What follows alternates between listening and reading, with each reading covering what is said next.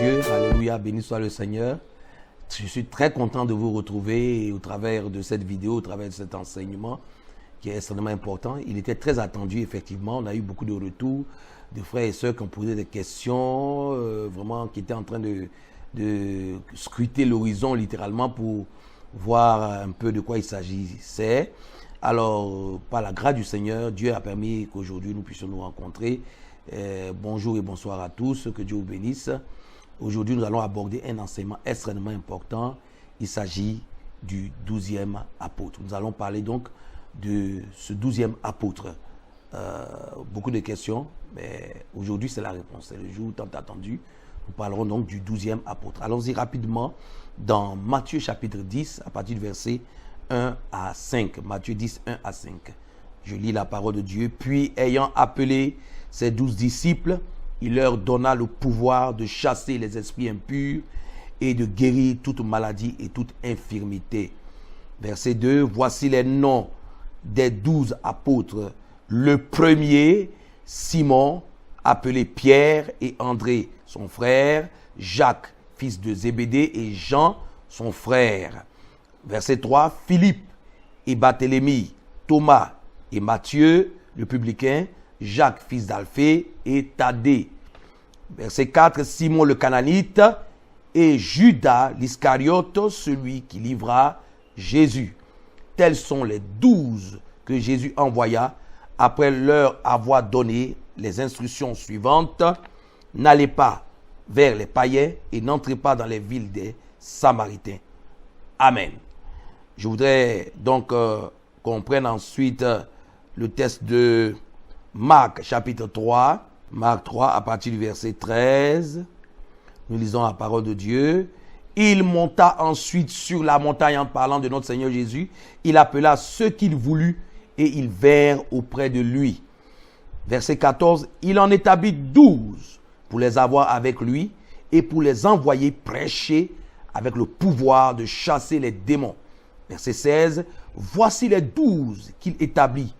Simon, qu'il nomma Pierre, Jacques, fils de Zébédée, et Jean, frère de Jacques, auquel il donna le nom de Boanerges, qui signifie fils du tonnerre. Verset 18. André, Philippe, Barthélemy, Matthieu, Thomas, Jacques, fils d'Alphée, Thaddée, Simon le Cananite, et Judas l'Iscariote, celui qui livra Jésus. On peut lire encore, on peut aller encore dans Luc 6. Nous lisons à partir du verset 12. Alléluia. Luc 6, 12. En ce temps-là, alléluia, Jésus se rendit sur la montagne pour prier. Il passa toute la nuit à prier. Quand le jour parut, il appela ses disciples et il en choisit 12, auxquels il donna le nom d'apôtres. Simon, qu'il nomma Pierre, André, son frère, Jacques, Jean, Philippe, Barthélemy, Matthieu, Thomas, Jacques, fils d'Alphée, Simon, appelé le Zélote, Jude, fils de Jacques, et Judas l'Iscariote, qui devint traître. Amen. Alors, nous voyons clairement dans ces trois passages que, de façon claire, il apparaît comme une suite. Il apparaît comme une classification. Comme une classification. Parce que à chaque fois, on lit, par exemple, dans Matthieu 10, verset 1 à 5, il est dit clairement, je peux même relire pour vous, Matthieu 10, verset 1 à 5, il est dit, à partir du verset 2, voici les noms des 12 apôtres. Point. Le premier, Simon appelé Pierre. Pierre était le premier dans la liste. Le premier des apôtres. Alors que si on parle de premier, c'est qu'on se retrouve comme dans une classification. C'est une classification. Quand on parle de premier, il y a forcément deuxième, troisième, quatrième, cinquième, sixième, septième, huitième, neuvième, dixième, onzième et douzième. Et chaque fois que nous avons lu, que ce soit Matthieu 10, verset 1 à 5, que ce soit Marc 3, verset 13 à 19, que ce soit Luc 6, verset 12 à 16, on a vu à chaque fois que Pierre était le premier sur la liste Et on a vu à chaque fois que Judas était le dernier sur la liste. C'est pourquoi nous avons eu le courage d'aller fort, de toucher du doigt la réalité. Judas était le 12e apôtre. À partir de ces 3 passages de Matthieu 10, 1 à 5, de Marc 3, 13 à 19 et de Luc 6, 12 à 16, nous voyons bien que Judas occupait à chaque fois la dernière place. Il était le 12e apôtre.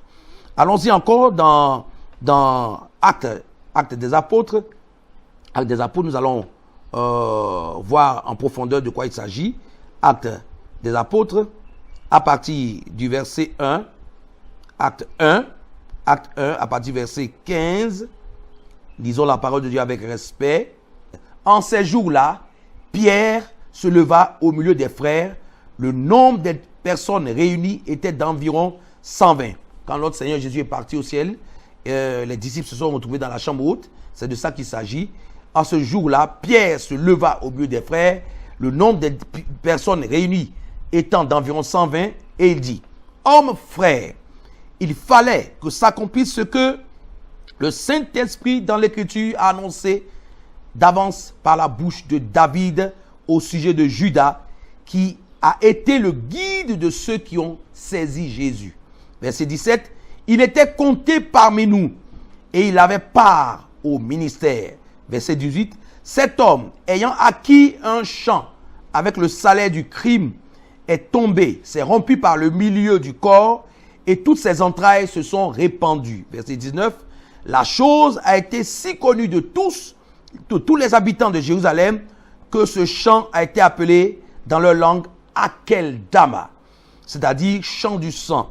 Verset 20, or il est écrit dans le livre des psaumes que sa demeure devienne déserte et que personne ne l'habite et qu'un autre prenne sa charge.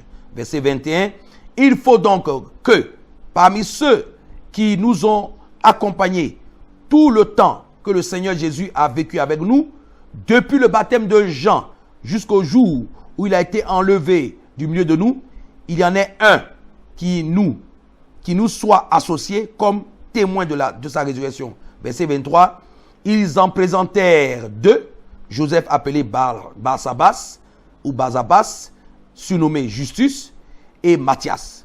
Puis il fit cette prière, Seigneur, toi qui connais les cœurs de tous, désigne lequel de ces 2 tu as choisi, afin qu'il ait part à ce ministère et à cet apostolat que Judas a abandonné pour aller à son lieu. Il tirait au sort et le sort tomba sur Matthias qui fut associé aux 11 apôtres. Alléluia. Alors, les passages de Matthieu 1 à 5, Matthieu plutôt 10, 1 à 5, Marc 3, 13 à 19, Luc 6, 12 à 16, nous ont clairement révélé que Judas était le 12e apôtre. Dans Acte 1, versets 15 à 25, nous avons des informations supplémentaires sur la personne de Judas. Alors, je voudrais donc préciser une chose importante, c'est que Judas, le nom Judas, c'est un nom vraiment mystérieux. Mais le nom Judas, c'est aussi ce nom sous une autre forme qui est Jude. Judas, c'est aussi Jude. Le nom Judas, en hébreu, veut dire louange. Ou louer. Louer. Judas veut dire louange ou louer. Judas veut dire célébration ou célébrer. Le nom Judas veut dire louange, il veut dire célébration, il veut dire louer, il veut dire célébrer. Alors, c'est vraiment contradictoire. Quand on lit dans la parole de Dieu ce qui est arrivé à Judas, on se pose des questions. Apparemment, son nom est positif.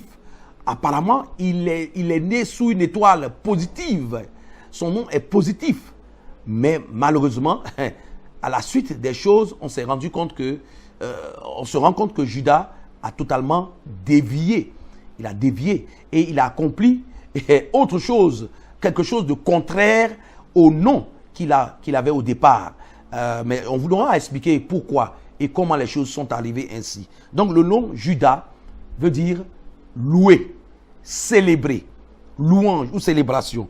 Jésus, vous allez remarquer une autre chose encore. Notre Seigneur Jésus n'a pas eu besoin de changer le nom de Judas. Notre Seigneur Jésus a changé le nom de Simon et a transformé son nom, Simon, en Pierre ou en Céphas, pour dire Pierre. Donc Simon, qui veut dire roseau, balancé par le vent, par-ci et par-là, il a reçu un nouveau nom, un puissant nom, le nom de Pierre ou le nom de Céphas, qui veut dire roc, quelque chose de solide, de stable. Voilà. Le Seigneur a changé son nom. Mais pour Judas, notre Seigneur n'a pas changé le nom de Judas. Il n'avait pas besoin de changer son nom puisque son nom était déjà positif au départ. Il portait le nom de célébrer, louer. Voilà. Alors Jésus n'a pas eu besoin donc de changer le nom de Judas. Alors, le nom Judas en hébreu c'est Yehuda. Yehuda. Et en grec c'est Loudras ou Louda. Voilà. Judas. C'est ça qui donne aussi Judas. On a Judas, J-U-D-A-S. On a Judas, J-U-D-A. C'est la même chose. On a J-U-D-E, Jude.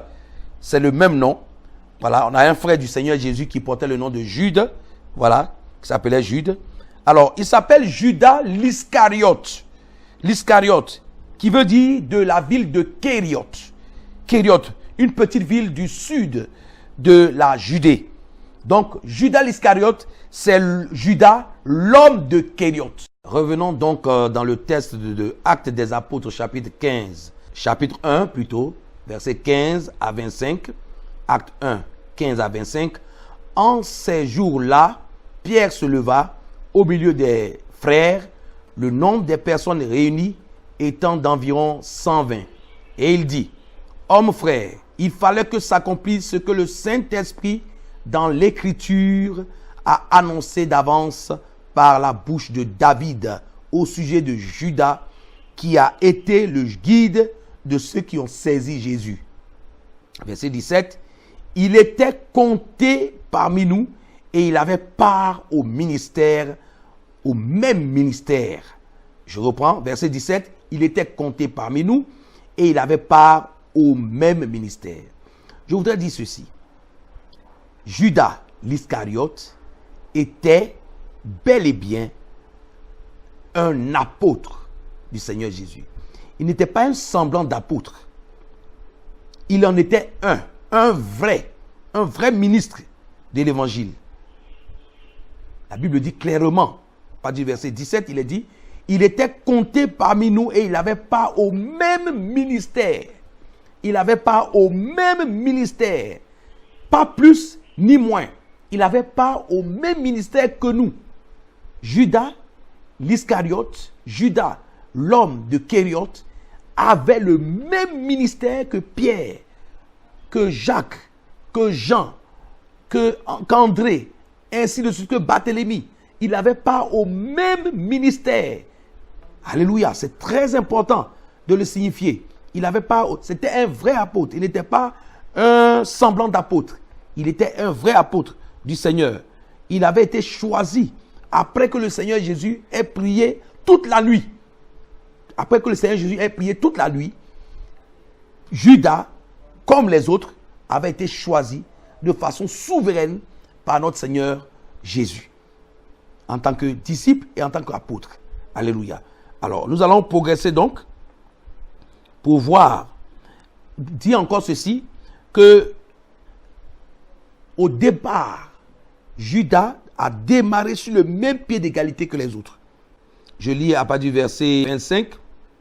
Puis il fit cette prière. Seigneur, je dis au verset 24, Seigneur, toi qui connais les cœurs de tous, désigne lequel de ces deux tu as choisi. Verset 25, afin qu'il ait part à ce ministère, à cet apostolat que Judas a abandonné pour aller à son lieu. Judas avait l'apostolat. Il avait l'apostolat. Il était un ministre plein, comme les autres apôtres du Seigneur. Et il a abandonné ce ministère. Il a abandonné ce ministère plein pour devenir ce qu'il est devenu. Voilà. Il n'a pas démarré moins que les autres. Ils ont démarré sur le même pied d'égalité, Mais au finish, Judas s'est retrouvé ailleurs. Judas a dévié. Judas a totalement dévié. Il a démarré sous la même grâce, sur le même pied d'égalité que les autres, comme les autres, et finalement il s'est retrouvé ailleurs. Donc on le voit clairement que Judas est devenu traître. Il n'était pas traître au départ. Il était serviteur de Dieu, plein, choisi par le Seigneur de façon souveraine. Après une longue prière, prière de toute la nuit, il a été choisi, un privilégié, un proche du Seigneur, comme les autres étaient proches du Seigneur. Judas jouissait de la relation, de la communion, de la proximité avec le Seigneur Jésus.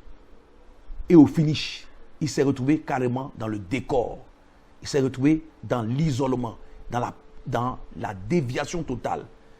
Comment se fait-il qu'un apôtre qui a commencé, qui a un nom d'abord positif, qui a commencé sous une bonne étoile en griffe, qui a commencé sur le même pied d'égalité que les autres, s'est retrouvé dans une telle déviation, s'est retrouvé dans les décors, dans le décor, j'ai failli dire. Comment se fait-il qu'il est arrivé là? Nous allons voir, à travers la parole de Dieu, comment, de façon progressive, Satan a réussi à faire de Judas, qui était un apôtre, un traître. Comment Satan a réussi, de façon prodigieuse, à faire d'un apôtre, d'un serviteur de Dieu plein, un véritable traître, au sens pur, au sens fort du terme. Alléluia. Allons-y rapidement dans un autre passage, le passage qui se trouve dans Psaume 41, à partir du verset 9. Celui-là même avec qui j'étais en paix, qui avait ma confiance et qui mangeait mon pain, lève le talon contre moi. Verset 10. Toi, Éternel, aie pitié de moi et rétablis-moi, et je leur rendrai ce qui leur est dû. Je connaîtrai que tu m'aimes si mon ennemi ne triomphe pas de moi. Tu m'as soutenu à cause de mon intégrité et tu m'as placé pour toujours en ta présence. C'est une prophétie biblique qui parle de façon surnaturelle, de façon inspirée de la vie de celui qui allait trahir le Seigneur. Il est dit, celui-là même, c'est une prophétie messianique, celui-là même avec qui j'étais en paix. L'Esprit de Dieu indiquait que celui qui allait trahir le Seigneur était quelqu'un qui était en paix, qui serait en paix avec le Seigneur au départ. Il est dit dans le psaume 41, verset 9, celui-là même qui était en paix et qui avait ma confiance. Celui-là qui était en paix et qui avait ma confiance. Judas, avant qu'il ne devienne Judas, le traître, était en paix avec le Seigneur Jésus. Et il avait la confiance totale du Seigneur Jésus. Il était en paix et il avait la confiance totale du Seigneur Jésus. Il a dit, celui qui avait ma confiance et qui mangeait mon pain, il mangeait mon pain, celui-là, il lève le talon contre moi.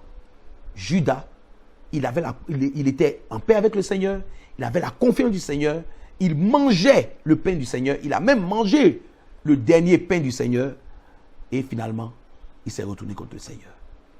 Judas n'était pas un moins que rien, Judas n'était pas un sous-apôtre, il était un apôtre plein, un collaborateur plein du Seigneur, il était dans le cercle immédiat, l'un des plus proches du Seigneur, il était en communion avec lui, il était en paix avec son maître, il avait la confiance de son maître, et finalement, patatras, il est devenu un traître. Il est devenu un traître. Donc cette prophétie, vous allez remarquer que dans cette prophétie, il n'est pas dit que c'est Judas qui allait être ainsi. La Bible dit que celui qui allait trahir le Seigneur serait un proche. Serait un proche qui, au finish, va le trahir. Mais nullement il a été dit qu'il s'agit de Judas. Nullement il a été dit qu'il s'agit de Judas. On le voit clairement dans ce passage. Donc, n'importe quel apôtre, Pierre, Jean, Jacques, tous les autres, pouvaient accompli cette prophétie. Il n'était pas écrit, n'était pas marqué sur le front de Judas que ce serait Judas. Mais ce qui est sûr, de façon prophétique, par le Saint-Esprit, l'Esprit de Dieu avait déjà dit que quelqu'un, l'un des proches, quelqu'un qui est dans le secret, j'ai failli dire, qui est dans le cercle le plus restreint du Seigneur, allait le trahir. Quelqu'un qui avait sa confiance, qui était au départ en paix avec lui, allait le trahir. L'Esprit de Dieu l'avait dit. Mais il n'a jamais dit qu'il s'agissait de Judas. Donc ça, c'est très important à souligner. Le psaume 41, versets 9 à 10 est une prophétie messianique. C'est une prophétie, c'est une inspiration du Saint-Esprit dans la vie de David, au travers de David, pour clairement indiquer le fait que l'un des plus proches collaborateurs du Messie serait à la base de la trahison, allait le trahir.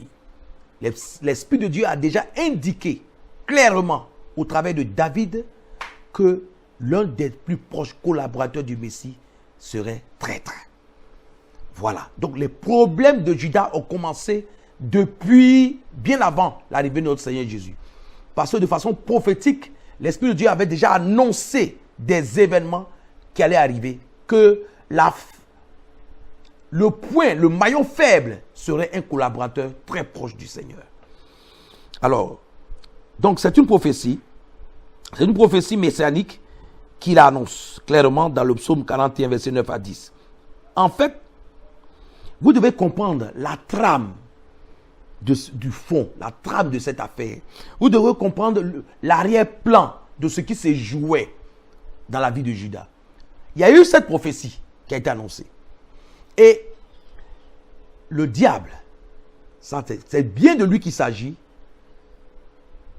dans l'action pour pouvoir porter atteinte à notre Seigneur Jésus, il a effectivement commencé à chercher les voies et les moyens pour atteindre fortement et de façon terrible le Seigneur, pour frapper le Seigneur. Satan a commencé à chercher comment faire pour l'atteindre, pour le frapper, pour l'arrêter dans sa mission terrestre. Et en réalité, c'est de ça qu'il s'agit. Satan est dans cette affaire. Satan est dans cette affaire. Vous allez voir à travers les passages que nous allons voir ce qui s'est passé en réalité.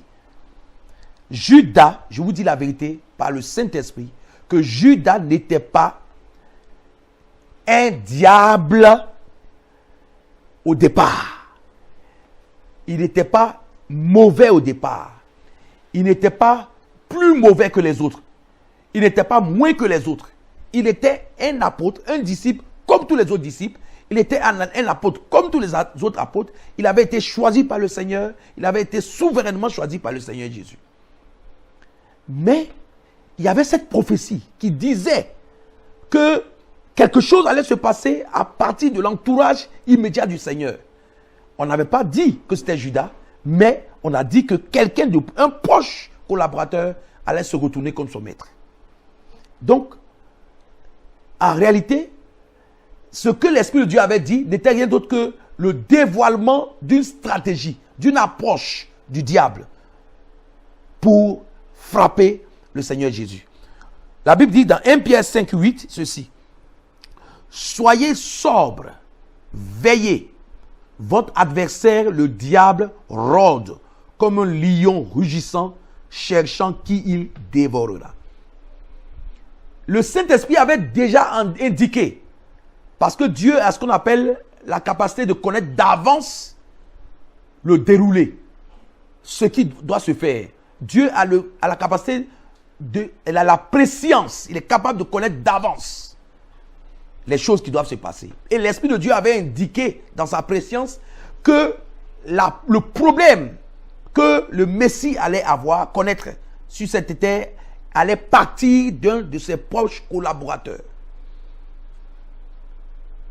Pas parce que Dieu voulait que cela soit ainsi, mais parce que Dieu voyait que c'est ainsi que le diable allait procéder pour attaquer le Messie durant son ministère terrestre. C'est bien de ça qu'il s'agit. Mais on n'avait pas dit que c'était Judas. Donc en réalité, chaque apôtre était une cible potentielle de l'ennemi. Était une cible potentielle. Donc Satan a commencé à tâter le terrain, a commencé à chercher la faille, le point faible, le maillon faible par lequel il allait réussir à frapper, à porter le coup au Messie. Lisons, on voit, vous savez, dans la Bible, il y a Satan attaque de deux façons. Il y a ce qu'on appelle les attaques directes et il y a ce qu'on appelle les attaques indirectes. Quand le Seigneur Jésus, dans Luc 4, à partir du verset 2, a été tenté, il a été tenté directement par le diable. Ça, c'est une attaque directe.